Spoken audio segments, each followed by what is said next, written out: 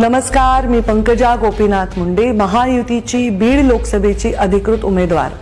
मी आपल्या सर्वांना ही माहिती देऊ इच्छिते की मी 24 एप्रिल रोजी माझं नामनिर्देशन दाखल करणार आहे। माझं नामनिर्देशन दाखल करून 3 वाजल्यानंतर मी महामानव डॉक्टर बाबासाहेब आंबेडकरांच्या पुतळ्याला अभिवादन करणार आहे। तिथून अण्णाभाऊ साठेंच्या पुतळ्याला अभिवादन करून छत्रपती शिवरायांच्या पुतळ्याला अभिवादन करण्यासाठी छत्रपती शिवाजी चौकामध्ये आमची रॅली येणार आहे। त्यानंतर माने कॉम्प्लेक्समध्ये ही रॅली जाऊन त्याचं सभेत रूपांतर होणार आहे। ही रॅली हा कार्यक्रम अत्यंत साधेपणाने करावा अशी माझी अपेक्षा आहे। साधेपणाने जरी केला तरी संख्या मोठ्या प्रमाणात येणारच आहे याचा मला विश्वास आहे, कारण आपण सर्व त्या दिवसाची तयारी करत आहात। या दिवशी परंपरा मुंडे साहेबांनी जी घालून दिली त्याप्रमाणे ही रॅली दरवेळी होते तशीच होईल।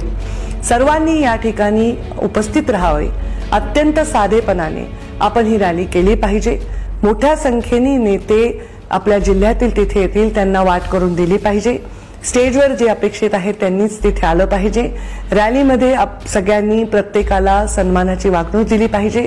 मला माहिती आहे कार्यकर्त्यांमध्ये प्रचंड उत्साह असणार आहे, कार्यकर्ते घोषणा देणार आहेत, आवाज दुमदुमणार आहे, परंतु या घोषणा देताना कोणाचाही अवमान करता कामा नाही, कोणालाही कमी लेखता कामा नाही, समोरच्या उमेदवारांच्या विरोधात घोषणा देता कामा नाही अशी माझी विनंती असणार आहे।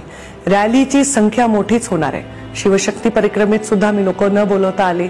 मी जेव्हा भगवान भक्तीगडावर जाते तेव्हा सुद्धा लोक मोठ्या संख्येने येतात। मी नुसतं नामनिर्देशन दाखल करणार आहे असं म्हटल्यानंतर राज्यभरातून लोकांची इच्छा आहे की आम्ही यासाठी यावं। तुम्ही जरूर या, पण साधे आणि शांतपणाने ही रॅली आपण करावी। माने कॉम्प्लेक्स हे छोटं पडणार आहे, एवढ्या संख्येने लोक येणार आहे अशी मला इच्छा व्यक्त करत आहेत, परंतु परंपरेप्रमाणे ही सभा तिथेच होईल। ही सभा आपण सर्वजण शांतपणे ऐकून घ्यावी आणि हा दिवस चांगला पार पडावा यासाठी आपल्या सर्वांचं योगदान द्यावं। मग सर्वजण भेटूया 24 एप्रिल रोजी बीडमध्ये।